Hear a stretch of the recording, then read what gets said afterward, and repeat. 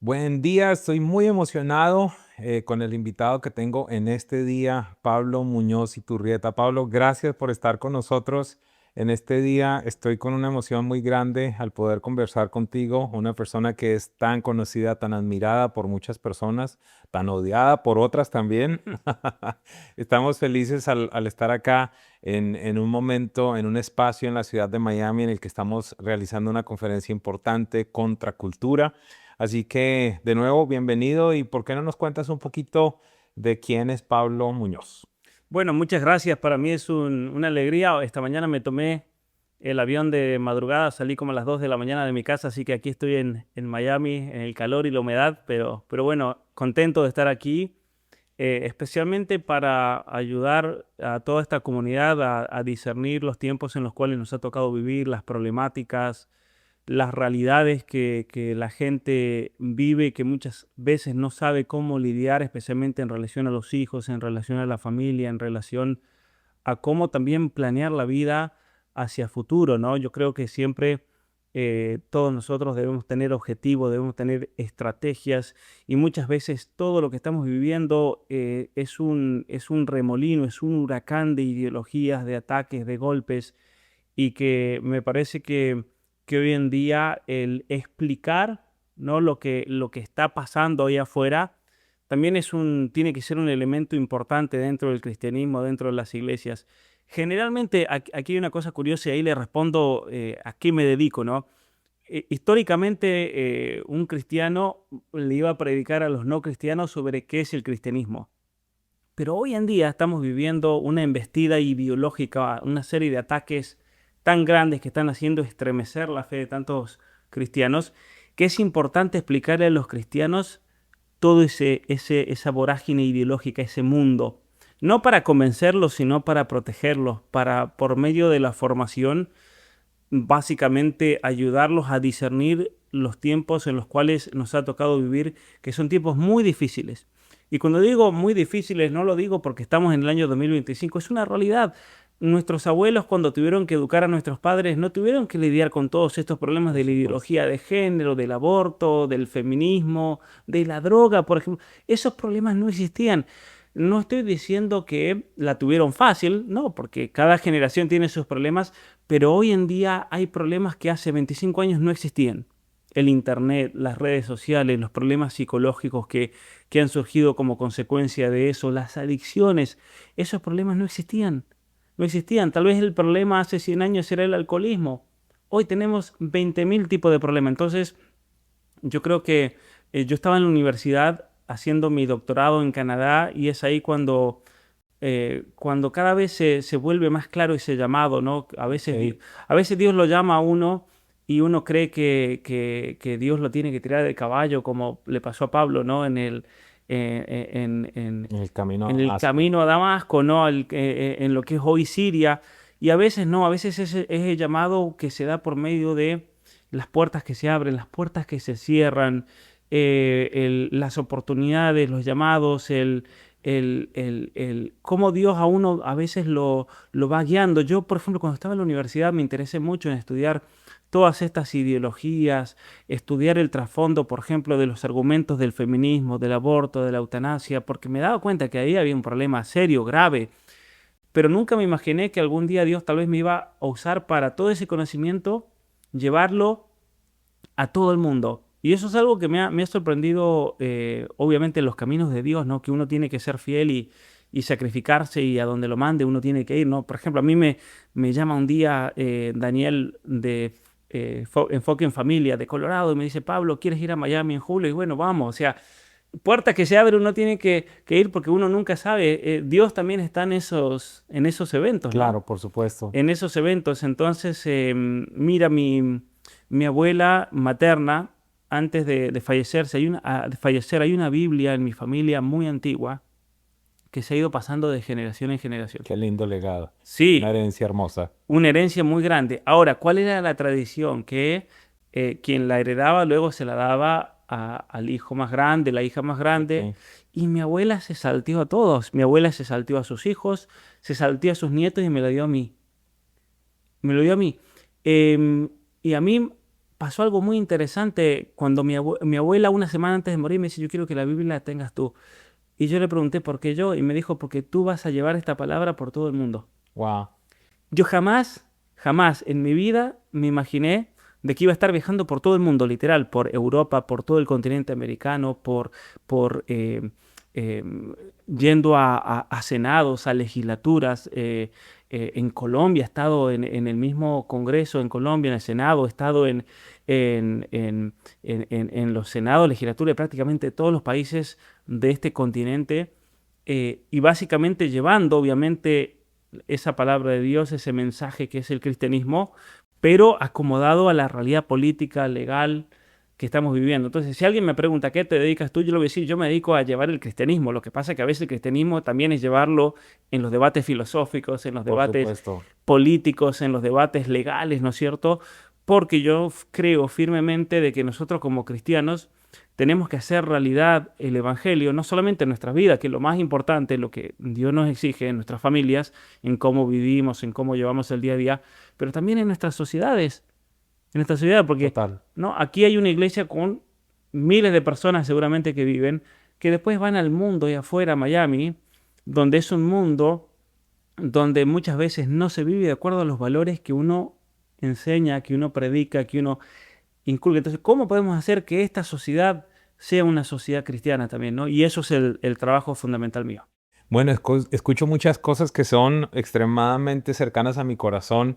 Uno de los temas de los que más hablo es del tema de propósito Ujú, específicamente. Yo digo que uno nace con propósito, pero tiene que descubrirlo. Y creo que esa es ujú, la descripción que nos estás haciendo. Ese ujú, momento en el cual empiezas a entender, tengo una asignación, hay algo que ujú, tengo que hacer. Y me gusta mucho esto porque hay una carga muy grande que tengo hacia las generaciones, a las nuevas generaciones. Y creo que de alguna manera puedes convertirte, y definitivamente lo has venido siendo, una inspiración para muchas personas.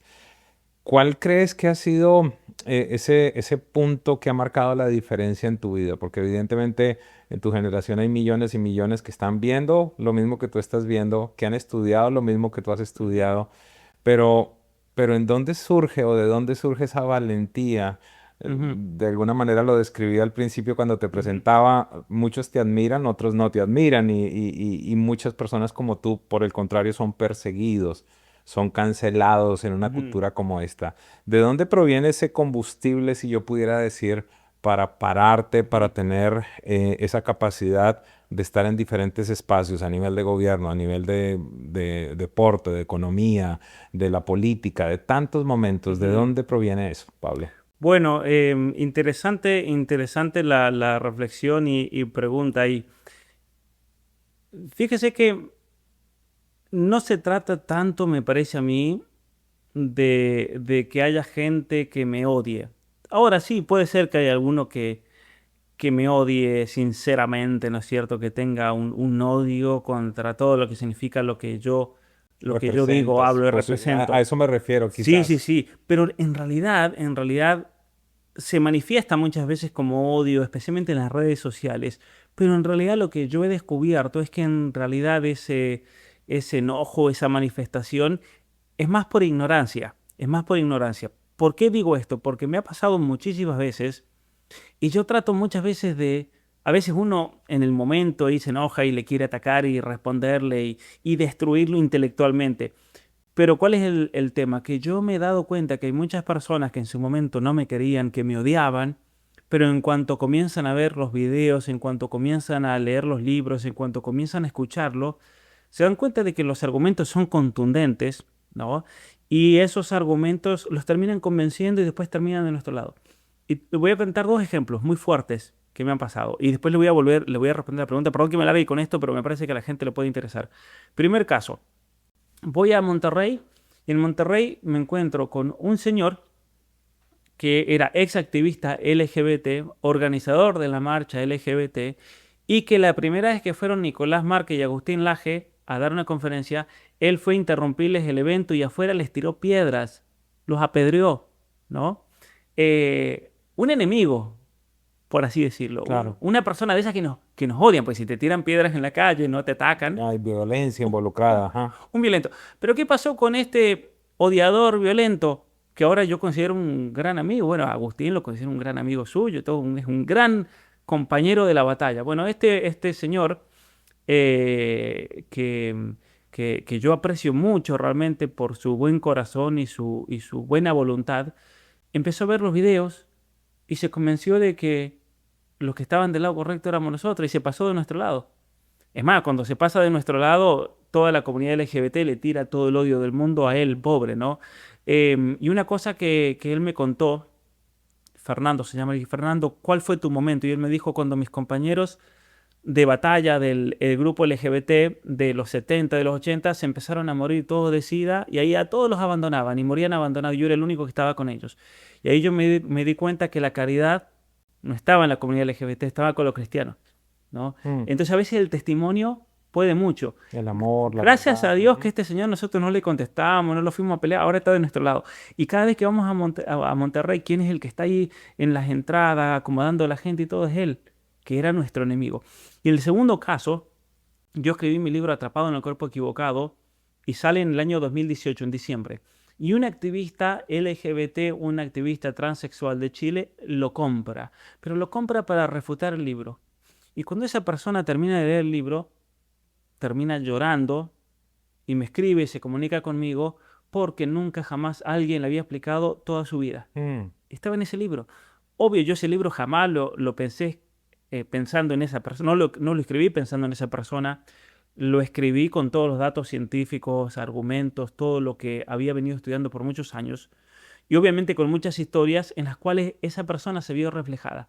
Ahora, esa chica lamentablemente se amputó sus órganos, se amputó sus pechos, hace muchos años, todo un proceso de transición de género, es decir, un activista trans, pero que ahora está de nuestro lado, que ahora, cada vez que vamos a dar conferencias con Agustín, distintas personas a Chile, da su testimonio al principio siempre y se dedica a recorrer los colegios de Chile para básicamente alertar a los jóvenes y a los niños Wow. del daño y el peligro de la ideología de género.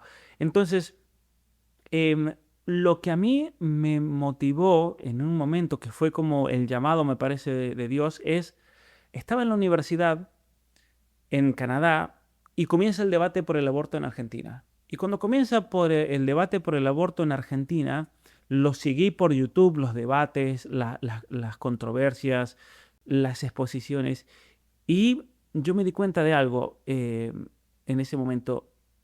Todos los argumentos que se iban presentando de parte del feminismo eran un desastre y eran muy fáciles de rebatirlos, Rebatir. muy fácil.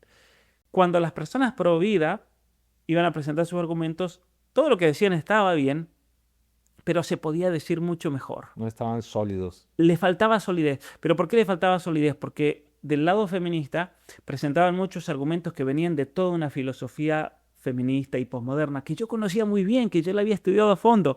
Entonces yo en ese momento sentía como ese caballo que quiere empezar la carrera y que no puede salir. Así me sentía. Y yo dije, a ver, si yo estuve tantos años, en ese momento llevaba como 15 años estudiando a fondo todo esto, ¿para qué Dios me puso a estudiar todo esto? ¿Para qué me fue guiando en ese camino? Obviamente que si yo terminé este camino es porque Dios me ha ido guiando, porque yo todo el momento, siempre, toda la vida, todos los días, siempre, no ha habido un día donde yo me levante y no le pida a Dios que me muestre su voluntad para mí ese día, que todo lo que yo haga sea la voluntad de Dios. Entonces, si Dios me puso acá y me dio ese conocimiento, lo tengo que poner al servicio de la comunidad. Sale mi libro Atrapado en el cuerpo equivocado y ahí viene la respuesta de Dios. Me empiezan a llamar de todo el mundo, de Costa Rica, de Argentina, de Chile, de Colombia, de Ecuador, de Perú, de Panamá, de México, de Estados Unidos, de Canadá mismo, de Europa. Es decir, fue algo sin parar Okay. porque había una sed, me parece a mí, de conocimiento, de argumentos y también dentro de las iglesias, no solamente las iglesias, en el ámbito social en general, pero también dentro de las iglesias, una necesidad de buscar argumentación, ¿no? De algo muy bueno también, ¿no? Pastores que decían, a ver, tenemos que enfrentar nuestros problemas, pero ¿cómo lo hacemos? No sabemos, ¿no? Es así como terminé con enfoque en la familia, dando cursos a pastores para darles las herramientas para Excelente. defender, ¿no es cierto?, su fe ante este mundo que nos quiere destruir, porque esa es la realidad, ¿no? El mundo actual nos quiere destruir como cristianos. Y me llevas precisamente a una de las cosas que más quería preguntarte. Eh, ¿Cuál es el rol de lo que hoy día se llama los influencers en la forjación o en inglés se dice how you shape Ujú, la mente de esta nueva generación, ¿verdad? ujú. ¿Qué es lo que está sucediendo?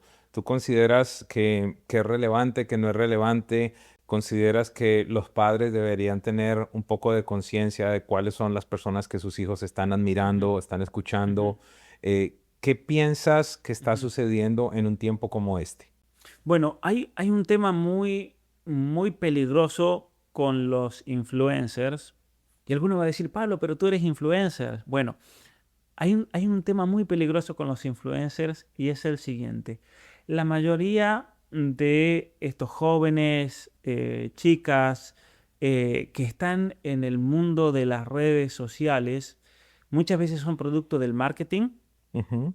No es algo honesto, no es algo que surja de manera orgánica. Claro, porque tú eres vehemente en la declaración de que las redes sociales son mentirosas y quizás Claro, sirve de algo allí que, y, que nos hables al y respecto. ahí hay que tener mucho cuidado porque si he aprendido algo, especialmente cuando escribí este libro, Apaga el celular y enciende tu cerebro, es que hay usinas, cuando digo usinas es como decir fábricas de influencers, para proponer ciertas ideas. Ok. Entonces, por ejemplo, mientras yo estaba escribiendo mi libro de ideología de género, me encuentro con un documento guía que se usa en el mundo de las comunicaciones. Ha sido producido por Reuters. Reuters es una compañía de De comunicaciones comunicación. muy grande que está de... A ver, la gente a veces no sabe que cuando ellos ven algo en CNN o en Univision o en Telemundo, es un texto que ya viene por algo debajo, una compañía debajo. Y la compañía que maneja las comunicaciones a nivel mundial, especialmente dentro de todos estos medios anticristianos, globalistas, seculares, progresistas, es Reuters. Y Reuters tenía una guía donde se explicaba cómo comunicar la ideología de género de una manera convincente.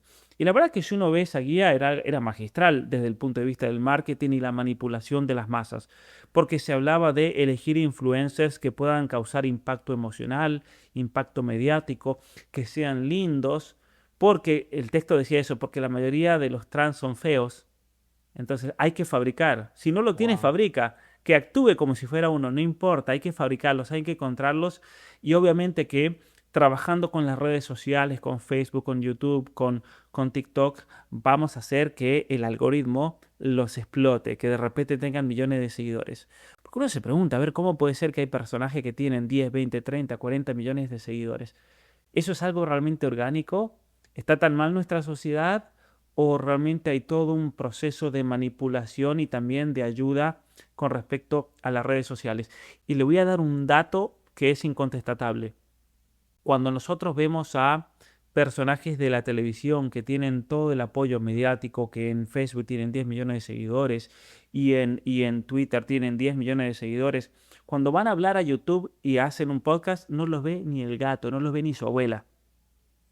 ¿Qué nos dice eso? Que es todo puro No hay producto. contenido, no No hay hay, nada detrás. no hay nada detrás, y como no hay detrás, nadie los ve. Y lo cual significa que toda esa imagen de influencers es una imagen ficticia, es una imagen creada, artificial. Entonces, nosotros tenemos que tener mucho cuidado con los influencers, tenemos que discernir, pero a su vez, una de las cosas que yo lo digo en el libro, una de las cosas buenas de hoy en día es que por medio de YouTube y por medio también de las redes sociales, tenemos, por medio de los podcasts, tenemos acceso a personas que nunca jamás podríamos haber escuchado si no fuese por eso, Mm, ¿no? qué importante. Es muy importante y eso yo lo veo mucho, por ejemplo, en mi caso particular. Yo estando en el ambiente universitario, en una clase normal puedo enseñarle a 25, 30, 40 estudiantes máximo, pero ahora en YouTube yo puedo dar un curso, puedo dar clases online con la academia que tengo también online y pueden venir 40.000 personas a un curso, 50.000 personas. Eh, Hice un curso en el 2020 sobre eso, el propósito de tu vida, cómo encontrar el propósito, Mm, y se anotaron como 60.000 personas, creo que wow. fueron. Es decir, es una herramienta muy buena cuando uno la sabe usar bien. Para bien o para mal, como Para bien o todo, para ¿verdad? mal, Como la como todo, dinamita, como el dinero. como todo. Pero uno tiene que tener cuidado, ¿no es cierto? Muchas veces el problema de las redes sociales y de las pantallas es que nos ha tomado por sorpresa, ha sido un cambio tecnológico muy rápido y los papás nunca se pararon a discernir si eso era algo bueno para los hijos o no. Y terminaron muchas veces cometiendo errores Mm. que se pagan a veces, ¿no? Se pagan caro. Costosos, por supuesto. Costosos, sí, costosos desde el punto de vista familiar, El dolor, psíquico, el todo dolor, lo que sí. sucede, como la experiencia de la chica en Chile. Así es, así es. Déjame hacerte una pregunta. Hay un concepto que la verdad solo lo he escuchado contigo, que es la pseudopsiquiatría. Háblanos respecto a eso. ¿Por qué? Porque estoy preguntándote respecto a si los influencers están determinando Ujú, verdaderamente ujú, cómo la ujú, mente de los muchachos está funcionando. Y este fue un concepto que me llamó mucho la atención cuando tú lo ujú. desarrollaste. Sí, mira, hoy en día, lamentablemente, tenemos que entender que en todas las ciencias humanas, las humanidades, ya sea filosofía, la historia, la psicología, la medicina misma, vamos a estar condicionados por el concepto que tenemos de ser humano. Ok. Obviamente que tener un buen concepto del ser humano, quiénes somos nosotros como seres humanos, es esencial para poder desarrollar una buena ciencia. Tú no puedes ser un buen sociólogo, un buen psicólogo, un buen psiquiatra si no tienes un concepto claro de qué es un ser humano. Es como que yo diga, bueno, yo voy a ser veterinario de las ovejas, pero no tengo ni idea de cómo funciona una Ok. oveja. Bueno, voy a ser un mal veterinario, o lo peor de todo, voy a ser un veterinario ideologizado. Ok. ¿No? No existe, yo creo, el veterinario ideologizado, porque el veterinario tiene una conciencia de que su ciencia implica conocer la biología, cómo funcionan las estructuras orgánicas, todos esos sistemas orgánicos dentro de ese animal. El problema es que, siendo seres humanos, hoy en día hay corrientes que niegan la realidad del ser humano, que niegan la realidad de ser hombre, de ser mujer, que niegan la realidad espiritual. ¿Cómo tú puedes negar la realidad espiritual del ser humano cuando es algo que todos nosotros experimentamos en el día a día? El hecho de que somos profundamente espirituales también. Y lo notamos cuando nosotros tenemos ciertos actos que van más allá de lo físico. Actos como el amor, el amar, el conocer, el entender algo. En el entender algo, sí, hay procesos cerebrales, hay procesos químicos, pero el hecho de entender, de captar algo, va mucho más allá de la materia física. De hecho, la psicología significa el estudio del alma. Y quien plantea el estudio del alma es Aristóteles, un pagano, no es Ujú. algo propio del cristianismo. Porque si alguien viene y me dice, ya salió con algo religioso, no es una realidad que se puede demostrar. Y para Aristóteles el alma es una realidad porque el alma está detrás de todas las operaciones eh, físicas corporales, pero que también tiene ciertas manifestaciones profundamente espirituales.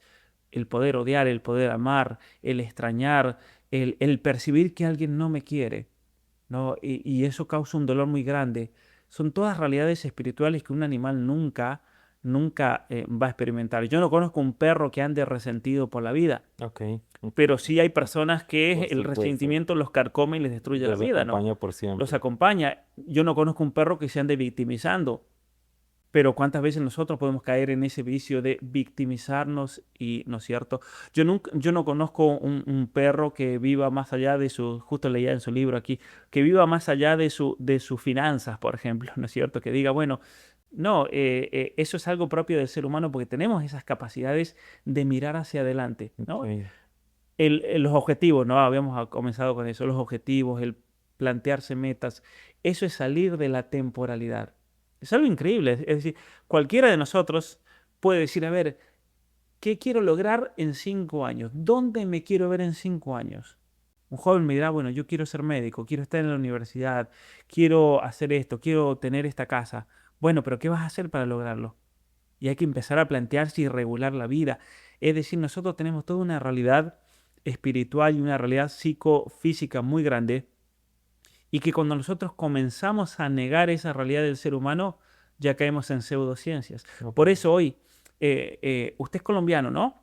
Correcto, sí. En Colombia, el Colegio Colombiano de Psicólogos, que es la entidad científica o que agrupa a los psicólogos colombianos, es un desastre. Está totalmente ideologizada. Mm. Es una de las peores, y me duele mucho porque yo quiero mucho a Colombia, quiero mucho al pueblo colombiano, pero está totalmente ideologizada, es una pseudopsicología. No que los psicólogos sean pseudopsicólogos, no digo eso, pero la asociación en sí está destruida, es ideológica, es una pseudopsicología al proponer ideas como la identidad de género, que hay que acomodar el cuerpo a esa identidad de género, que hay que hormonizar niños. Bueno, quien plantea esas cosas es algo criminal realmente, es algo contra el sentido común. Y lamentablemente hoy tenemos una pseudopsicología, también tenemos una pseudopsiquiatría, porque parte de la negación misma de lo que nosotros somos como seres humanos. Ok, y entonces te escuchaba hablando de ciertas cosas importantes, como personas, abro comillas, dando cátedras sobre cómo manejar la depresión o Ujú. sobre cómo manejar los ataques de pánico, la ansiedad, sin tener un conocimiento, como tú dices, del ser humano, Así es. sino quizás con experiencias, qué sé yo, Mira, muy individuales, pero forjando las decisiones de una generación. totalmente, mira, y podemos llegar a casos extremos.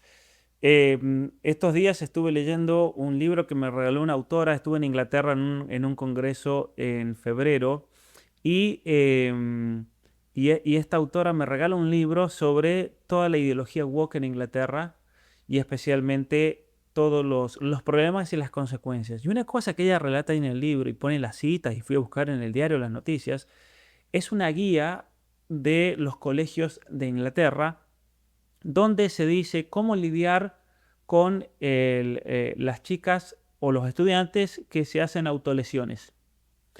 Bueno, una psicología realista te diría, bueno, a ver, si una chica, un joven está realizando autolesiones, hay un problema ahí de fondo. El problema no es que se corte, es que qué es lo que lleva a hacer eso. Podemos tener problemas de depresión, problemas de ansiedad, puede ser que ese joven esté manifestándose a gritos la necesidad de atención y por eso lo hacen, para que a ver que alguien me preste atención dentro de la familia. Son todos mecanismos psicológicos. Obviamente que hay un problema psicológico de fondo, Ujú. y es algo muy triste porque es algo que ha explotado en los últimos años, especialmente a partir del 2012, que es algo que lo relato aquí en el libro. Pero la manera de tratar esos casos es hablar y tratar de explorar y preguntarse cuál es el porqué. Bueno, la guía escolar del sistema de educación de Inglaterra dice que la maestra ante una situación así tiene que proveerle el Los gilet, elementos la para rasuradora para dañar. que se corte Wow. y que lo haga bajo la supervisión de una maestra. ¿Por qué? Porque lo que hay que enseñarle a esa chica o a ese joven es que él tiene que estar bajo control. Sí, que se corte. Mientras él esté controlando la situación, hay que empoderarlo. Mientras él esté en control de eso, no hay ningún problema. Bueno, eso es una aberración. Eso es un caso que alguien podrá decir, pero eso es algo extremo. Bueno, sí, es que es extremo. El problema es que hoy en día todas estas propuestas son todas extremas. Estamos viviendo en un mundo que es una negación del sentido común, es una aberración total. ¿Por qué? Porque ha puesto el centro de todo en una falsa idea de libertad. Nuevamente volvemos, es un problema antropológico, cómo entendemos al ser humano, donde se dice que el ser humano tiene que manifestarse como quiera. Nosotros como cristianos decimos, está la voluntad de Dios por encima de todo. Y Ujú. nosotros tenemos que tratar y hacer el esfuerzo cada día, por más que seamos pecadores y nos desviemos, de tratar de acomodar nuestra voluntad a la voluntad de Dios, lo más que podamos. No, el progresismo dice, no hay Dios, O tú eres el Dios. tú eres el Dios, ese es el tema. Tu voluntad es el Dios y por lo tanto nadie te puede decir que no. ¿Te quieres amputar tus genitales? Eres libre. ¿Quién soy yo para decirte? Esa es tu manifestación de la libertad. Tenemos que alabar esa libertad. ¿Te quieres cortar? Bueno, yo te voy a dar y te voy a proveer para que lo hagas.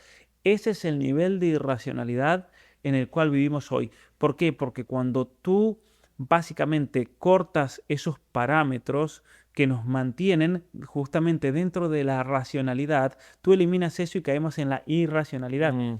De hecho, hay un autor inglés muy conocido que a mí me gusta mucho leer, que se llama Chesterton, que él decía que en cuanto los hombres dejan de adorar a Dios, no es que de repente se vuelven libres, iluminados, no, terminan adorando las bestias, Mm. siempre. Y no solamente que terminan adorando las bestias, sino que ellos mismos se convierten en bestias. ¿Por qué? Porque cuando tú niegas lo sobrenatural, no es que retrocedes a lo natural, retrocedes al bestialismo. Tremendo. Retrocedes al Claro, bestialismo. y si tú te das cuenta, por un momento voy a hacer un aporte bíblico. La única diferencia, tanto las bestias como el hombre fueron creadas en el sexto día, pero la única diferencia fue que Dios sopló Mm, aliento en el hombre. el alma, ¿no? Exactamente, La cuando vida. no lo tienes, eres una bestia y es lo que en el sentido práctico, ¿verdad? Y es lo que estamos Totalmente. viviendo. Pablo, yo quiero pedirte algo. Tratemos de una manera sencilla y quizás en una línea de tiempo, en la medida que tú nos puedas enseñar, ¿cómo llegamos hasta acá? ¿Qué sucedió? ¿Qué Ujú, sucedió? Porque es que es demasiado ujú, rápido. Las ujú, estadísticas, por ejemplo, de Gallup o de ujú, Barna nos dicen el avance, si lo pudiera decir de alguna manera, en las tendencias, las preferencias sexuales ujú, generación tras ujú, ujú. generación. Y vamos de un 3% a un 19, 20, 30% y en algo como el tema de ideología de género. Pero también está esta tendencia de cambiar el vocabulario, de Ujú, redefinir ciertas cosas y llevando a la humanidad en una carrera hacia ujú, volvernos ujú, bestias. ujú. ¿Qué ocurrió? Hace poco mencionaste el 2012. Yo entiendo a qué te refieres, pero posiblemente muchas personas no lo saben. ¿Cuáles son esas cosas que tú dices, mira, acá hubo un cambio impresionante, Ujú. acá surgió esto, acá surgió aquello, para que lleguemos a un momento como este? No sé si nos puedes ayudar. Sí, bueno, para el 2012, para los que preguntan, es el hecho de que las redes sociales comienzan a estar presentes en el celular y especialmente el acceso a la pantalla para niños y jóvenes. Eso marcó un cambio total entre una generación y la otra, entre la generación de los que nacimos y crecimos de niño y adolescente sin el celular, sin las pantallas, y los que ahora están todo el día metidos en el celular con toda una serie de problemas psicológicos, de problemas de depresión, problemas de inseguridad personal, problemas de identidad, problemas lamentablemente de sueño, problemas neurocognitivos que se están viendo muchísimo en el sistema educativo, ¿no? Algo que es realmente lamentable. Eso ha marcado un cambio en la salud mental de la población O en sea, todo el la mundo. historia reciente, ¿tú piensas que ese es un momento absoluta y totalmente crítico? Es decir, obviamente Es venimos con crítico, un, con un sí, pensamiento de los 60, de los 50, sí, antes sí, sí, de eso, obviamente, con, con, sí, sí, con, sí. con crecimiento, pero la Mira, masificación, pudiéramos ese es decirlo. el problema mediático. ¿Por qué? Porque el problema ideológico no es nada nuevo. Si Correcto, es lo nosotros que pensé. tuviésemos que ir a la raíz, nosotros podríamos decir lo siguiente, mira, desde los comienzos del cristianismo en el Imperio Romano, hubo una pugna, una batalla cultural muy grande. De hecho, una de las grandes batallas culturales que se dieron en la historia de Occidente fue en el siglo I, siglo II, en relación a la moral sexual, al sexto mandamiento. Porque cuando los cristianos comienzan a expandirse, primero de comunidades judías, ¿no es cierto? Que los apóstoles fueron a visitar y a partir de ahí la conversión de los gentiles. Pero el gran obstáculo para la conversión de los gentiles, los paganos, por así decir, en esa época, en el Imperio Romano, fue aceptar la moral sexual. ¿Por qué? Porque en esa época se vivía en una especie de libertinaje sexual. Era algo normal en Grecia, en Roma. Cuando los romanos o el Imperio Romano como sociedad acepta la moral sexual de Cristo, del Evangelio, especialmente en la familia, el matrimonio, el rol del matrimonio ahí fue esencial, ahí podemos decir que entonces se convierte el mundo cristiano. El mundo se vuelve cristiano, todo un proceso, pero se da por la moral sexual. Y a lo largo de la historia hubieron siempre luchas muy grandes contra el cristianismo, pero en general el cristianismo se fue, se fue consolidando y se fue manifestando en las estructuras sociales durante especialmente todo el medioevo. Pero a partir del siglo XVII aproximadamente, hay un quiebre con el surgimiento de corrientes cada vez más fuertes que buscan liberar a nuestra sociedad del Evangelio. Y es ahí cuando nosotros, por ejemplo, ya a principios del 1600, había un club de ateos en París que tenía 50.000 miembros, ¿no? Es ahí cuando surge la masonería, es ahí cuando surgen grupos de corte secreto, ocultista, porque vivíamos en una sociedad mayoritariamente cristiana, entonces eso era como ahora está el underground, es la comunidad LGBT y demás, que por muchos años era eso, ¿no es cierto? Los grupos ateos anticristianos. Y esos grupos fueron generando toda una serie de ideas filosóficas que se fueron transmitiendo a lo largo de las décadas, especialmente en el ámbito académico, pero que no tenían difusión en las masas. Cuando llega la radio y los medios de comunicación y la televisión, ahí se da un quiebre, porque es básicamente en los años 20 cuando se da la primera propuesta explícita de revolución sexual. Y es una propuesta de revolución sexual interesantemente conectada con la revolución sexual de los paganos. ¿Por qué? Porque Freud es el que se da cuenta, este fundador de la psicología, de la psiquiatría. Freud, él dice, los cristianos pudieron consolidar esta sociedad actual, la cultura occidental, porque dominaron el aspecto sexual. Eso era lo que él planteaba. Entonces, uno de sus discípulos, Wilhelm Reich, miembro del Partido Comunista Alemán, miembro de la Escuela de Frankfurt, él dijo, a ver, si los cristianos pudieron consolidarse porque dominaron la cuestión sexual, la manera de destruir el cristianismo es por la liberación de lo sexual. Wow. Hay que hacer la inversa. Y es ahí cuando comienza la revolución sexual. Entonces, un punto clave, 1924, la fundación de la Escuela de Frankfurt, donde ellos comienzan de manera teórica a tratar de investigar por la sociología, por la filosofía, por las ideas políticas, por medio del cine y de la música, cómo transformar esa sociedad. Y es ahí cuando se idean los primeros programas de educación sexual para poder entonces realizar una revolución contra la familia. Es muy interesante leer esos libros de los años 20, de los años 30. ¿Sabes que hace 2 o 3 meses pasé por Panamá? Y un amigo que vive en Panamá me dice, Pablo, encontré los libros, se fue a un viaje a Europa y en un lugar de libros usados encontró las actas de la Asociación Eugenésica Mundial, que era un grupo de científicos, los más importantes del momento, los años 20 y 30, que se reunían una vez al año y hacían sus conferencias. Bueno, me da las actas, me traigo los libros, me los da en el aeropuerto, me los traigo a Canadá, a mi casa, y cuando empiezo a leer eso es una locura, porque ellos ya estaban planteando todo lo que estamos viendo ahora, de todo lo que había que hacer. Y ahí hablaban de hay que tomar los medios de comunicación, hay que tomar las universidades, hay que tratar de copar y cooptar todas las universidades y a partir de ahí nosotros asegurarnos de a quién nombrar una mafia, ¿no? ¿Qué es lo que ha ocurrido? Y es ahí cuando tenemos el marxismo cultural, como se lo llama, de Gramsci, la Escuela de Frankfurt.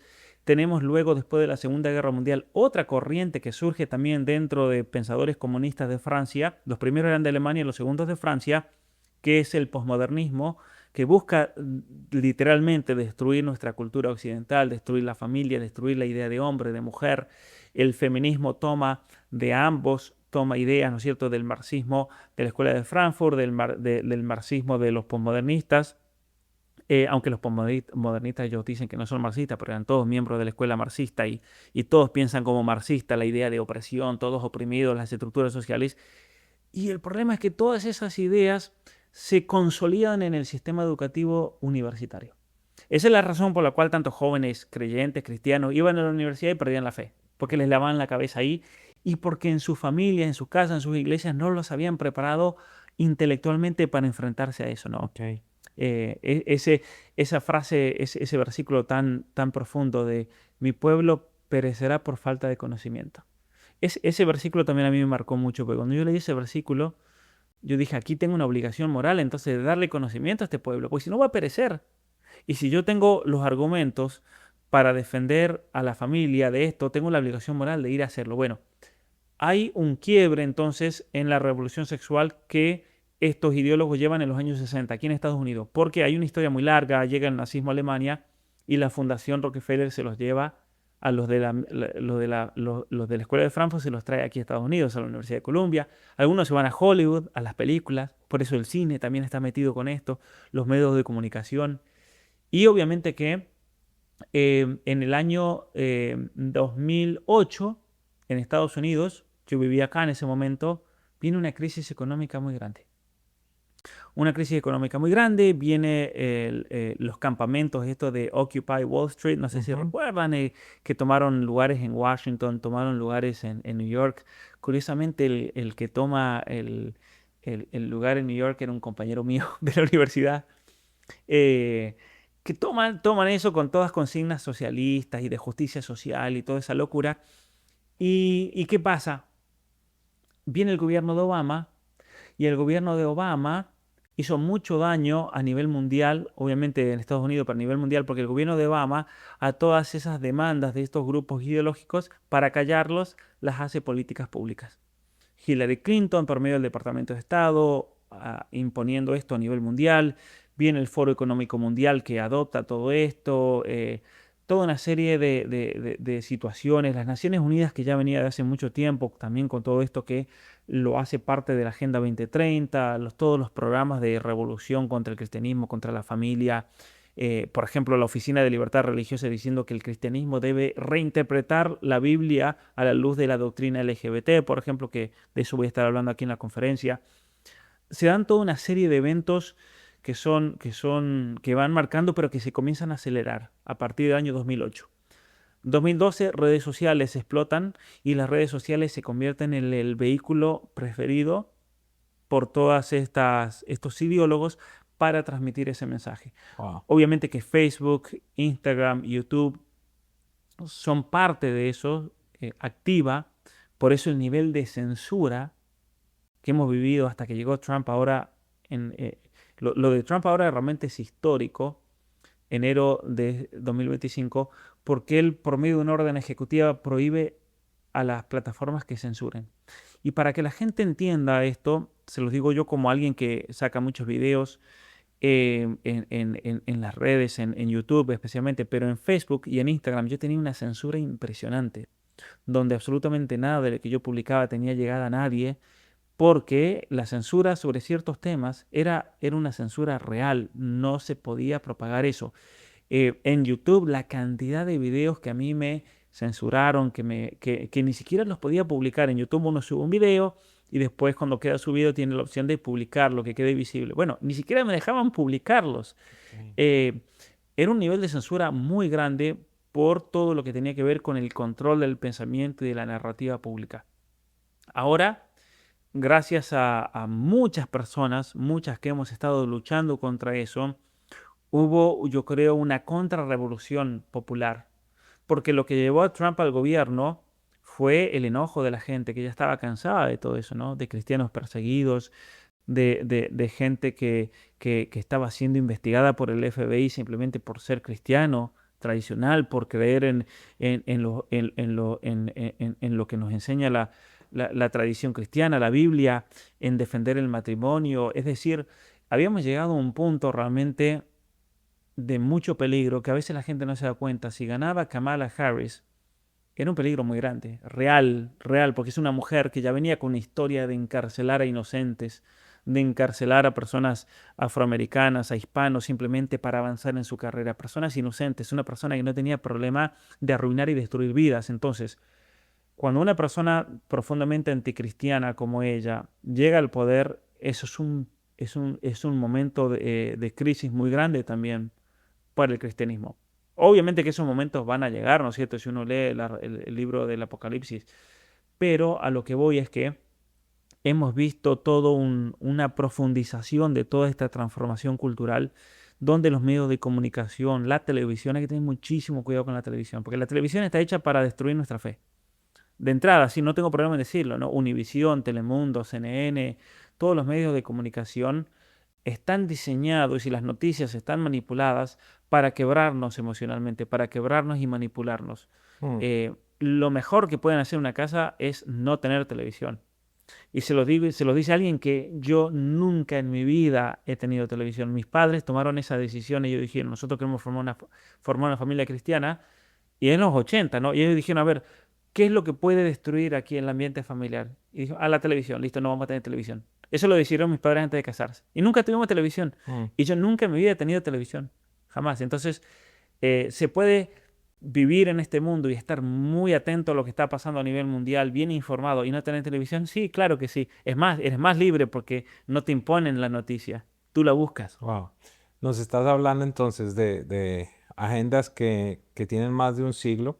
Nos estás hablando de una sola fuente de información que se expone con diferentes Ujú, nombres, en esencia. ujú, Nos estás hablando de una agenda que definitivamente es global y nos trato de resumir con una explosión en el momento en el que penetran a lo más íntimo de las familias o de los hogares o de nuestra individualidad, que es con el teléfono y así y el es, tener acceso literalmente a nuestra mente, así ¿verdad? es, así es. Tú hablas de dos conceptos y aquí quisiera empezar a aterrizar, a que nos vayamos a hablar por un momento en tanto cerramos de lo que sucede en la mente de los muchachos, de lo que pasa con las redes sociales. Hablas de dos conceptos que me parecieron muy interesantes y es la comparación social y el contagio social. Ujú, ujú. ¿Pudieras elaborar un poquitito a ese respecto?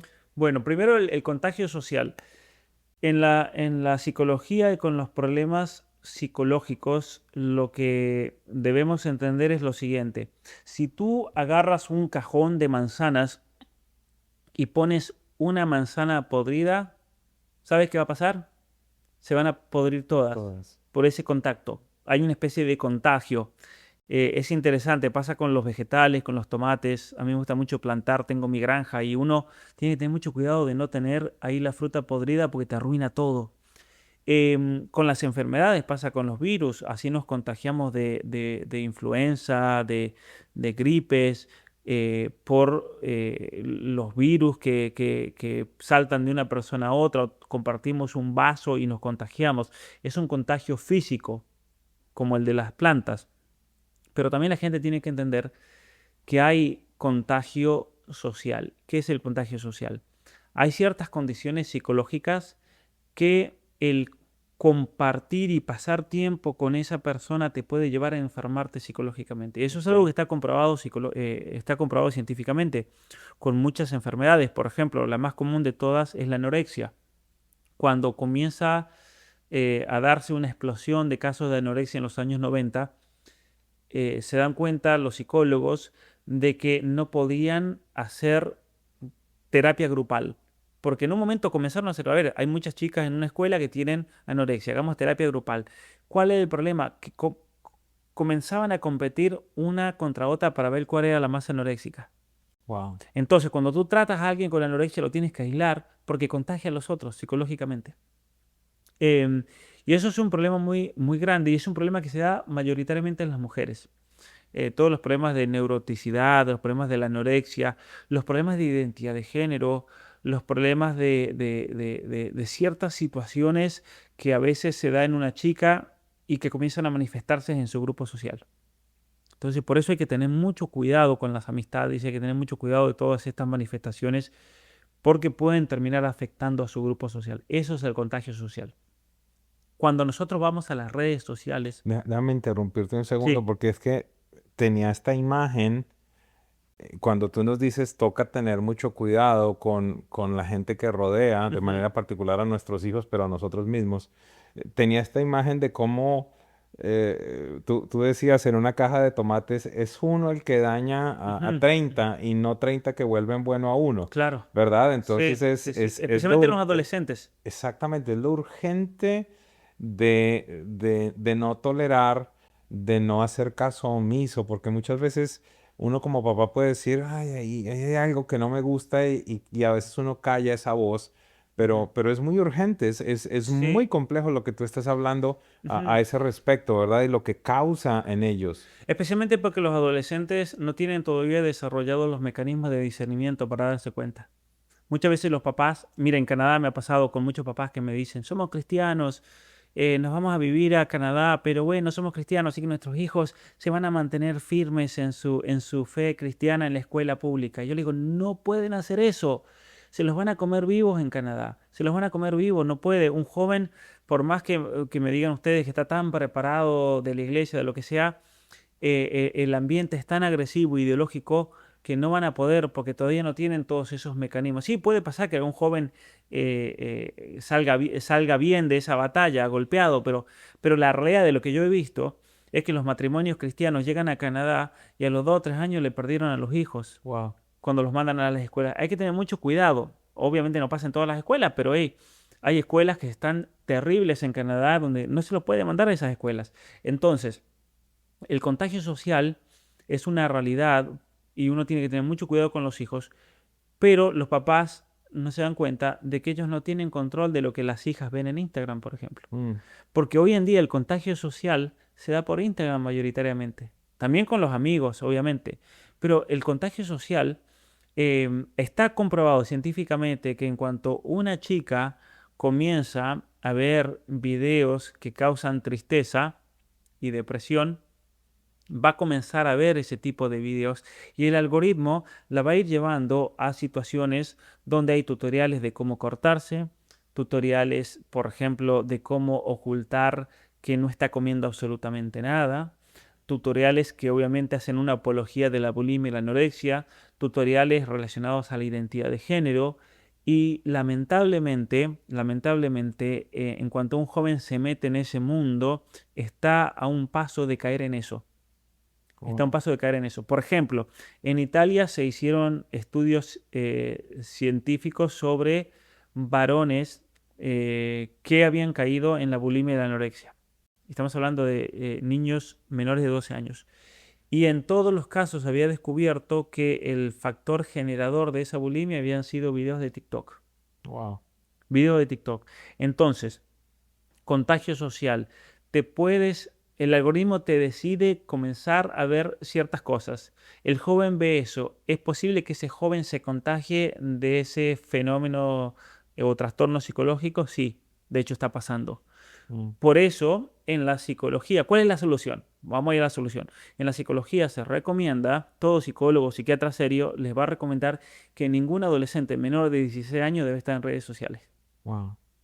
Déjame dar una explicación sencilla, un ejemplo sencillo, quizás para los Mm, padres que dicen, no, pero quizás esto es extremo, ¿no? Pero seguramente usted ha dado un clic en un anuncio de un pantalón, ¿verdad? Dio el clic y de ahí en adelante te empiezan a salir 5, 6, 7, Totalmente. 8 Bombardeo. bombardeo.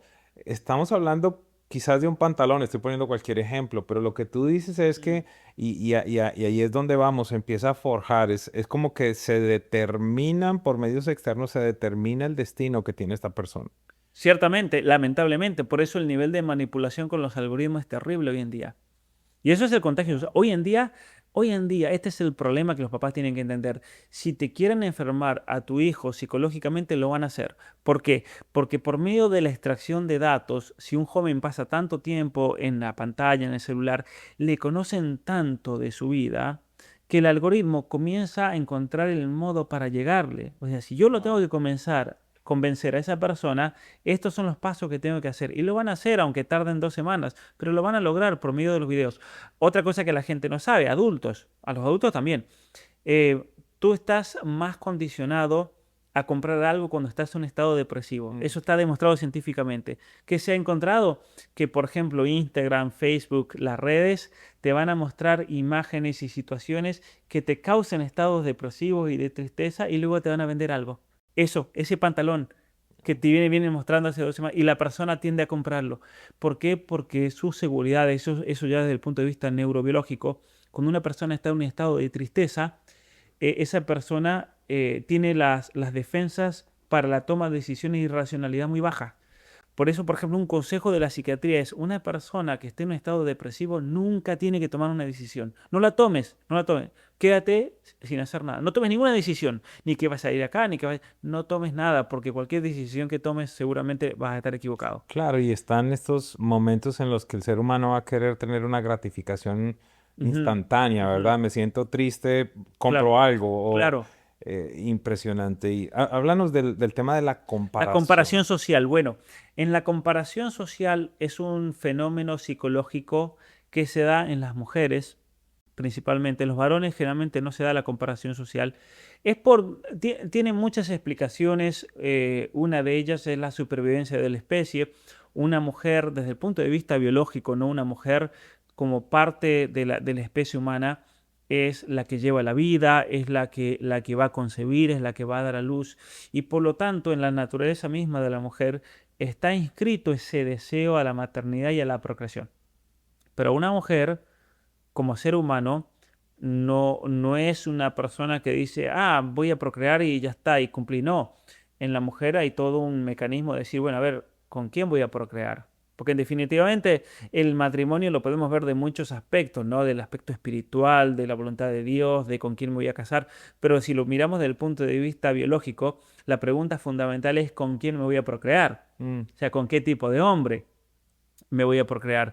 Y en eso la mujer discierne mucho más que el varón. El varón es más impulsivo, el varón, el varón como se dice graciosamente, si tú a un hormiguero le pones curva, el varón se va a meter en el hormiguero, o sea, no tiene problema, por que después lo van a picar las hormigas, es decir, el varón es más impulsivo por una cuestión hormonal, pero la mujer es mucho más reflexiva. Entonces la mujer va a decir, a ver, si me voy a casar, si me tengo que procrear, tengo que conseguir un hombre que sea un líder, que sea que sea un proveedor, que sea una persona, un protector, que sea alguien que yo no tenga que andar cuidando como si fuera otro bebé, pues ya tengo demasiado con mis niños. Es decir, un hombre de verdad, ¿no es cierto? Un hombre de verdad. Obviamente que ahora las feministas que escuchen esto van a pegar el grito en el cielo, ¿no? Pero es la realidad.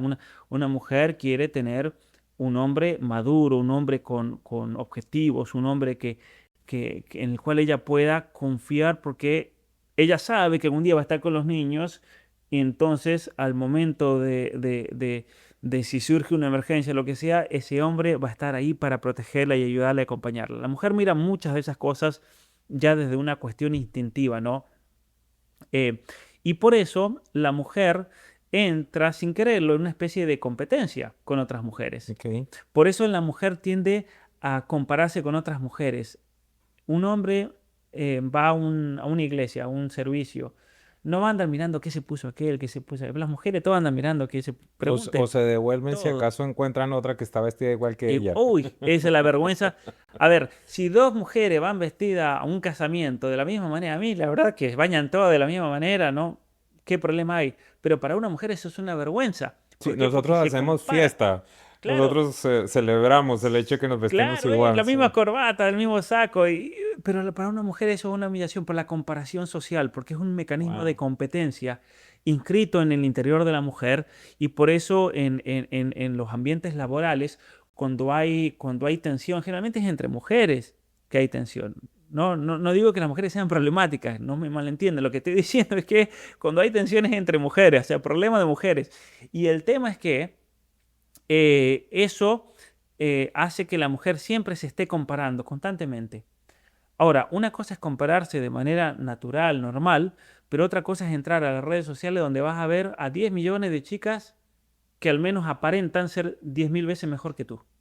Felices, ricas, Dinero con su exitosas. vehículo y tú te das cuenta que yo soy una pobre, fea, o te percibes fea en comparación y que nunca vas a llegar a vivir ahí y te da depresión.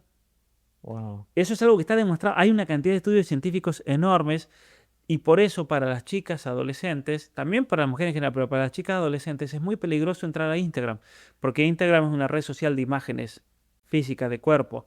Las chicas suelen pasar más tiempo en Instagram que los varones van a los videojuegos, no se la suelen pasar en Instagram, porque la atracción neuronal es más para la mujer, al hombre le gusta más estar con los videojuegos, y por eso también Instagram se la ha considerado la red social más peligrosa que existe por los casos de ansiedad, de depresión, de autolesiones, de problemas de identidad de género, porque está diseñada para quebrar emocionalmente a las mujeres. Y alguno dirá, bueno, pero eso es una conclusión un poco forzada la que tú estás haciendo, porque sí, terminan enfermas las chicas, pero no es que ellos quisieron, los de Instagram. Bueno, lamentablemente sí, los de Instagram quisieron eso.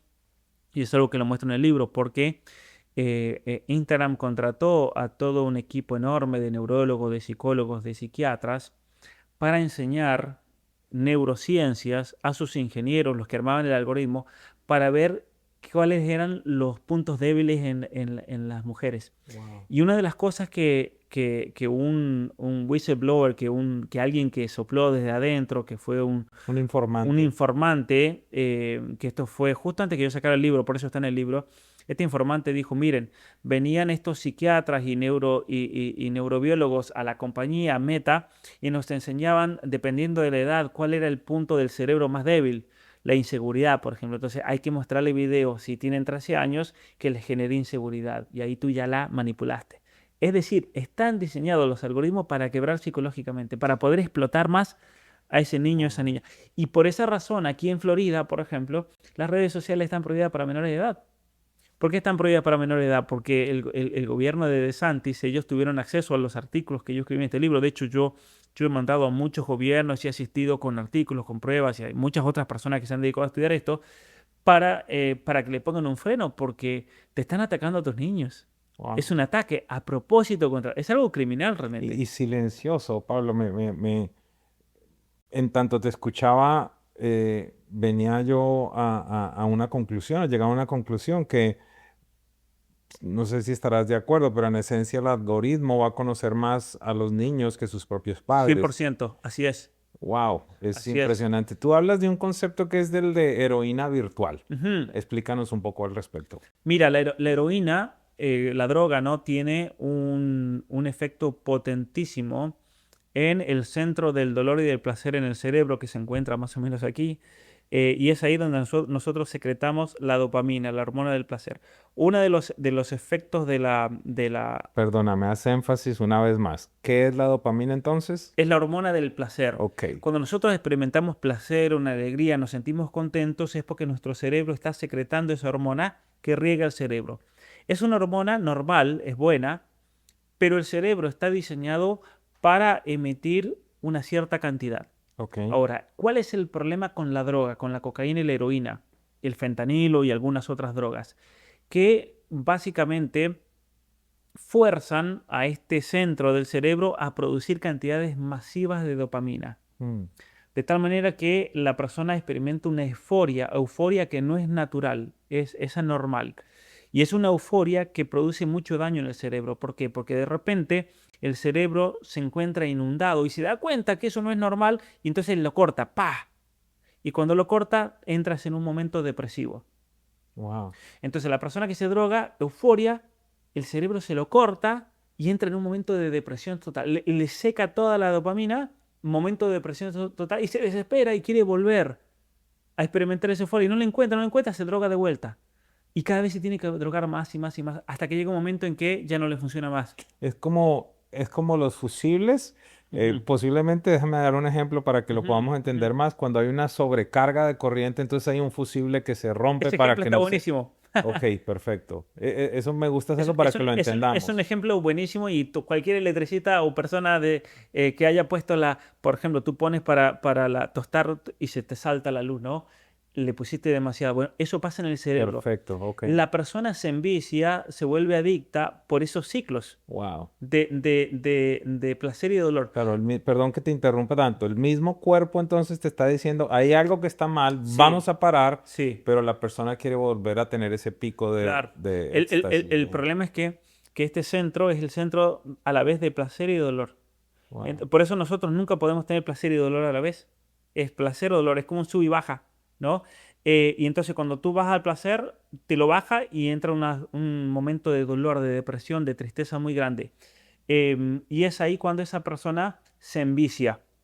Se envicia. Eso lo producen las drogas potentes. El fentanilo es la más poderosa de todas. Por eso la gente se muere a veces con una sola dosis. Se muere porque ya es como que en vez de una carga de 110, una carga de 1000 voltios. Wow. Listo, explota un foco, explota.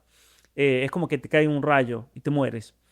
Y eso es la crisis más grande de droga que hay en este momento en Estados Unidos. Bueno, ¿qué se ha descubierto desde el punto de vista de la neurobiología y también, obviamente, como es una hormona de la endocrinología?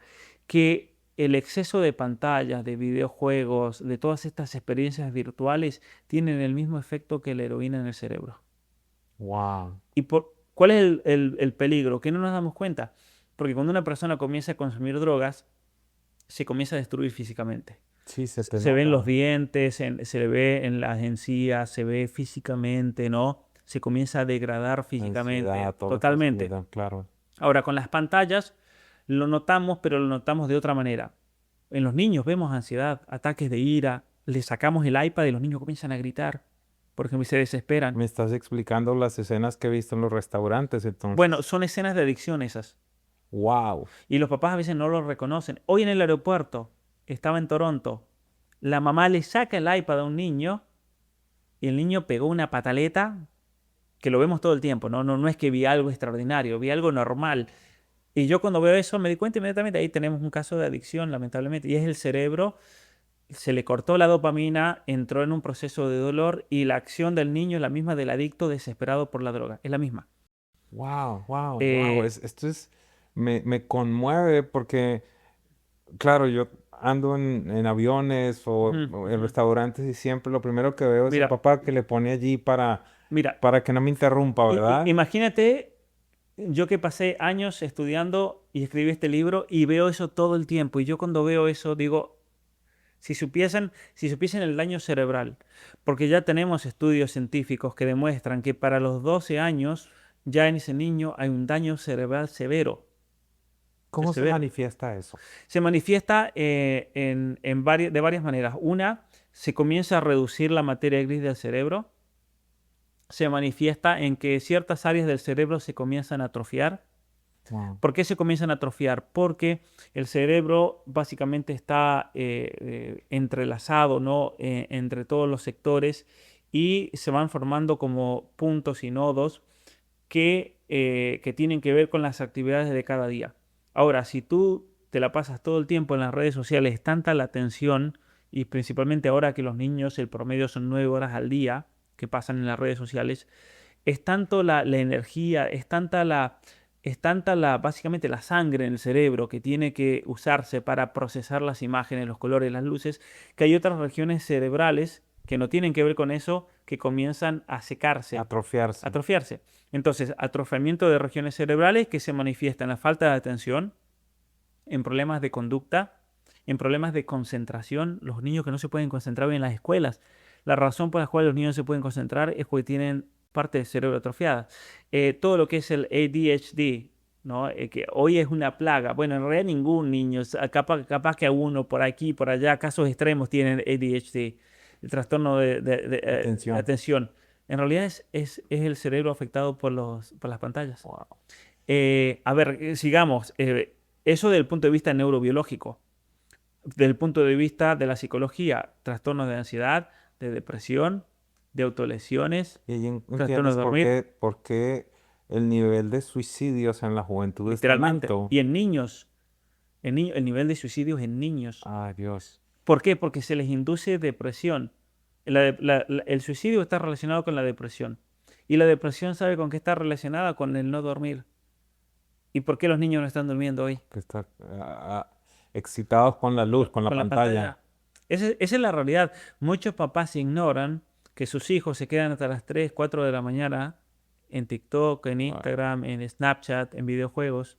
Ahora en las vacaciones peor todavía, pero durante el año. Sí. Se levantan a las 7 para ir a las escuelas y no saben la cantidad de maestras. Pero es impresionante de todo el mundo que han leído este libro y me escriben, Pablo, ahora entendí por qué mis alumnos se duermen en la Wow. clase, no pueden prestar atención. Pablo, cerremos este tiempo. Primero, agradecerte y le doy gracias a Dios por tu existencia, pero te doy gracias a ti por abrazar esta misión, este propósito de vida. Am, Ayúdanos con consejos prácticos para los papás. He escuchado uno en particular, pero quiero que nos lo menciones. ¿Cómo podemos llevar a nuestros hijos, quizás a lo que hacíamos nosotros, ¿verdad? Ujú, Ahora poco se les ve a ellos en los parques o corriendo, ujú.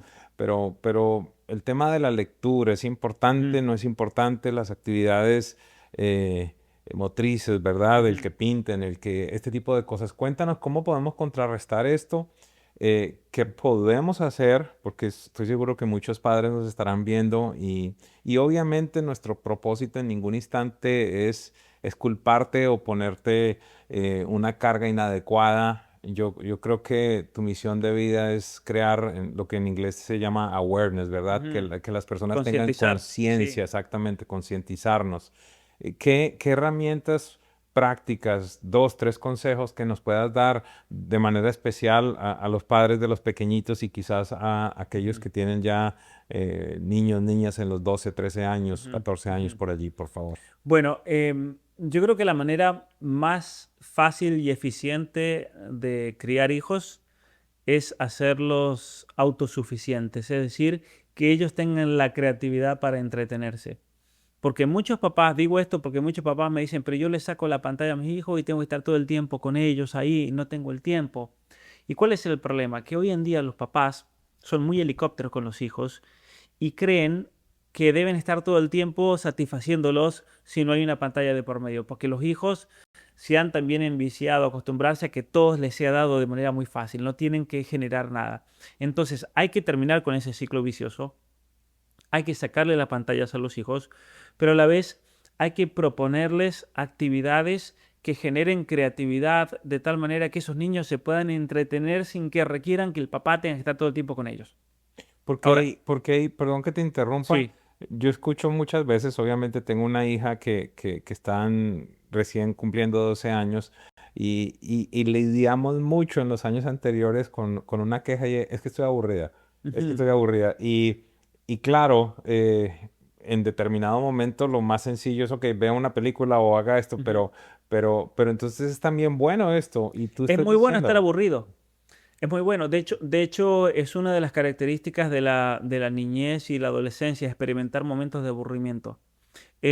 Porque esto es estudiado y es bien interesante. Cuando una persona experimenta momentos de aburrimiento, tú tienes dos opciones. O le satisfaces el aburrimiento o lo dejas para que se las ingenie. wow, Y es ahí cuando surge la creatividad. El aburrimiento y la creatividad van de la mano en un niño y un adolescente. excelente, Entonces, excelente. si se aburren tus hijos, no hay problema que se aburran, no hay problema. Repítelo, por favor. Que si tus hijos se aburren, no hay absolutamente ningún problema. Al Wow. contrario, que eso sea la motivación, pero tienes que forzarlos y no cedas a la tentación de buscarles una salida. No, que se las arreglen ellos. Ahora, em, es mucho más fácil tener hijos muy creativos cuando de muy chiquito comenzaste a trabajar así con ellos. Eh, Ustedes recordarán cuando eran niños, se armaban sus camioncitos, se hacían esto, estaban todo el tiempo ocupados haciendo algo. Hoy en día los niños eso lo han perdido, pero lo han perdido también porque nosotros no le hemos generado las condiciones. Hay que ver de qué manera yo en mi casa, en mi hogar, en mi vida diaria le puedo generar las condiciones para que mis hijos estén siempre en un momento de creatividad. Y cuando digo creatividad puede ser pintar, dibujar, un instrumento de música, jugar afuera, jugar al fútbol, todo lo que sea crear, creativo, todo lo que genere el pensar y Algún llevarlo a tipo de la esfuerzo, práctica ¿no? manual, sí. ¿Por qué? Porque hay una cosa que los papás a veces no saben, que neurobiológicamente para que tu cerebro se desarrolle, tiene que pasar por esas experiencias prácticas, ¿no? Hace un tiempo estaba esperando una consulta de fisioterapia y había un niño jugando con una botella de agua. Estaba jugando con la botella, apenas, no me acuerdo si caminaba, andaba así gateando con la botella y estaba bien entretenido con la botella. Eso es creatividad, dejar que haga eso, que toque, porque el hecho de tocar, de experimentar, eso alimenta el cerebro y es así como el cerebro se desarrolla. La razón por la cual muchos niños tienen el cerebro atrofiado es porque no pasaron por esas experiencias sensoriales. Pero ¿qué hizo la mamá? Ah, no, no, lo sentó y le puso una pantalla. Le destruyó un momento de creatividad y especialmente sensorial para su cerebro.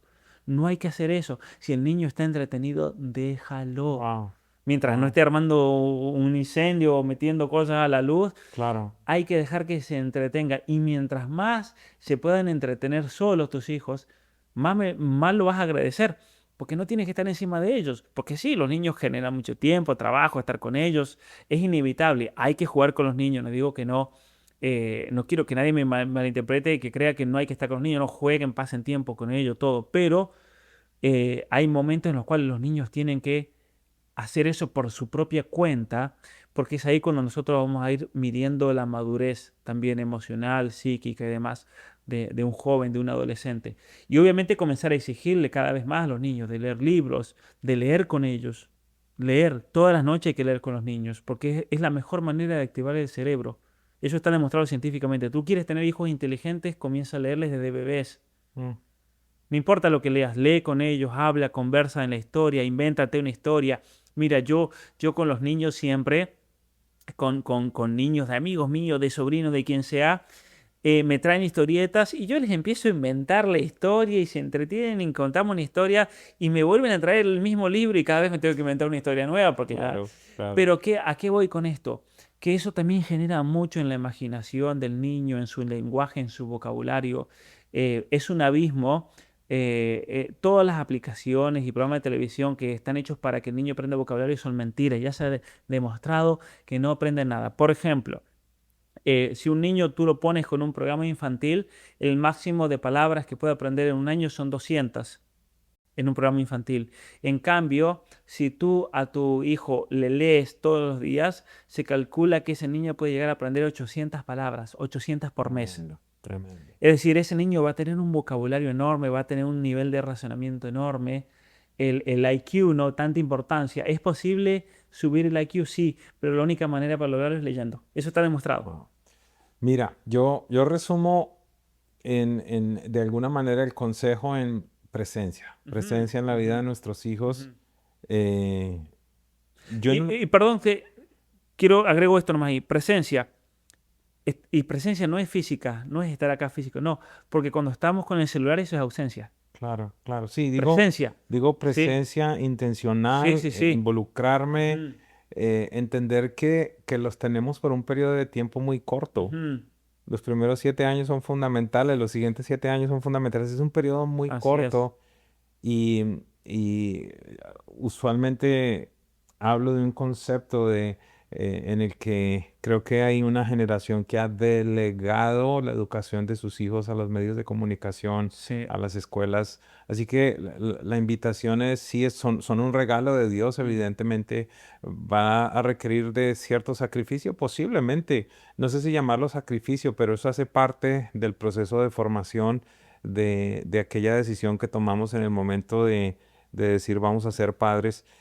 Así que creo que es fundamental y sobre todo me inspira mucho el hecho de que no es difícil. Si me entiendes, tú no nos estás diciendo tienes que ir a prepararte a X o Y, tienes No, que hacer yo no sé cuántos no, cursos. la No, escuela son esos niños. lee con él, juega con Sí. él, pinta con él, esté presente allí en la vida de los muchachos. Pablo, quiero una vez más agradecerte y quiero pedirte algo, porque quiero cerrar este segmento con esperanza y con herramientas. Ujú, Cuéntanos, ¿qué has escrito? Cuéntanos qué has producido, ujú, a dónde pueden ir los padres que quieren ujú, capacitarse un poco más. Aquí hemos tenido, sé que ya hemos ujú. hablado algo de tiempo, pero hay tanta sabiduría y tanto conocimiento en ti que creo que va a ser muy importante que podamos darle opciones a las personas. Ujú. ¿Qué nos puedes aconsejar? Bueno, gracias. En primer lugar, yo tengo un canal de YouTube que lo armé con la intención de formar a otras personas, simplemente con esa intención de llegar a la mayor cantidad de gente posible para ayudarlos, formarlos, darles herramientas. Ahí mismo ustedes, si tienen preguntas, dudas, tengo siempre mi contacto, me mandan un mensaje de WhatsApp. Por si tienen dudas, preguntas, cosas que yo después puedo sacar video, ¿no? La mayoría de mis videos muchas veces son respuestas a Respuestas. preguntas muy buenas que me da hacer la gente, obviamente sin decir tal persona me preguntó, no, no, pero un tema interesante que alguien quiere entender y ayudarlo con eso que le puede ayudar a muchas otras personas. En primer lugar. En segundo lugar, los libros. Los libros los escribí como una herramienta para que los padres tengan en determinados temas que trato para tener realmente un conocimiento profundo y una guía dentro de su familia, ¿no? El libro Dinos, sobre los dinos qué has celulares. escrito, exacto. Apaga el celular y enciende tu cerebro sobre el problema de las redes sociales y las pantallas. Yo creo que este libro, sinceramente, no porque lo escribí yo, pero todo padre hoy en día, todos los padres lo tienen que leer, porque es un problema que nos afecta a todos. Ok. El celular, yo creo que todas las personas, todo el que tenga celular tiene que leer este libro. Eh, Eso por un lado. Tengo un libro sobre ideología de género que se llama Atrapado en el cuerpo equivocado y un libro sobre la educación y cómo por medio del sistema de educación buscan manipular y transformar y especialmente destruir todos los elementos cristianos de la familia, de los niños, por medio de la educación, de la primaria, del high school, de la universidad. Entonces es un libro dirigido a ese aspecto, esos tres libros. Y luego, entonces, los invito a mi canal de YouTube, los libros, y en tercer lugar he formado una academia. Tengo una academia online dirigida a padres, dirigida a estudiantes, a profesionales, a estudiantes universitarios, donde tengo básicamente toda una serie, primero de videos que me los censuran en las redes sociales, entonces los tengo ahí. Ok. Una plataforma mía, es la Academia Pablo Muñoz y Turrieta. Ahí también tengo el club de lectura. Es un club de lectura donde vamos leyendo libros que son muy buenos para la formación personal de uno. Libros muchas veces de familia, de psicología, de crecimiento personal, todo lo que tiene que ver con el crecimiento, ¿no? Y ahí vamos analizando los libros y especialmente es una muy buena herramienta para muchas personas que están muy ocupadas y que a veces no tienen el tiempo de sentarse y decir voy a leer este libro, pero por medio de este club están, gracias a Dios, leyendo muchos libros porque es más fácil hacer un seguimiento y explicación y demás. Y luego ahí también tengo toda una serie de cursos, cursos de formación, cursos sobre ideologías actuales, cursos sobre problemáticas familiares, cursos de psicología, cursos donde obviamente que esta plataforma está en creación, cada vez vamos a ir agregando más cursos, todos los meses estoy agregando cursos nuevos, pero el objetivo es tener más o menos una serie de 120 cursos donde una persona que se quiera formar de verdad, que quiera tener una buena formación con el mejor nivel, como si hubiera ido a la Universidad de Harvard, pero yo quiero hacer algo incluso mejor que lo que hace la Universidad de Harvard, ahí tiene acceso a todo ese material. Y lo he querido hacer de una manera muy accesible, de tal manera que es como Netflix. Tú pagas una suscripción y tienes acceso a todo, todo. No es que tienes que andar pagando por cada curso, pero no, tú tienes acceso a todo y de esa manera es la mejor manera también de contribuir con todo mi trabajo Por para yo también supuesto. hacer todo lo que vengo haciendo. Y lo agradecemos. Muchas Lo gracias. agradecemos. Así que, bueno, creo que algo muy especial y simplemente para hacer un énfasis grande, creo que esta es una fuente confiable, saludable, que nos puede traer mucha educación, inspiración. Nos va a traer seguramente o nos va a llevar a la toma de decisiones, pero sobre todo creo que es importante conocer el día de hoy tu corazón, la razón por la cual estás haciendo lo que estás haciendo y aunque lo dije anteriormente, volverte a felicitar y agradecerte. Creo que espero que muchas personas empiecen a ser inspirados y educados por lo que tú estás haciendo. Por favor, no te detengas y en un tiempo como este necesitamos hombres y mujeres que defiendan la verdad, esa verdad que Dios ha establecido desde siempre, los diseños que Dios ha establecido desde siempre y qué bueno poder conocer a alguien que lo está haciendo de una manera tan profesional, tan excelente y con tanta información que podemos tener. Así que, pues te agradezco una vez más por estar aquí en la ciudad de Miami, Muchas por todo gracias. este proceso que estamos haciendo. Espero que sea la primera de muchas conversaciones que Esperemos tenemos. que sí. Gracias y un honor también para mí, mucha alegría estar aquí. Bueno, y a ustedes gracias una vez más y por favor compartan esta conversación. Sé que va a ser de mucha edificación y aprendizaje para todos sus familiares y sus amigos. Muchas gracias.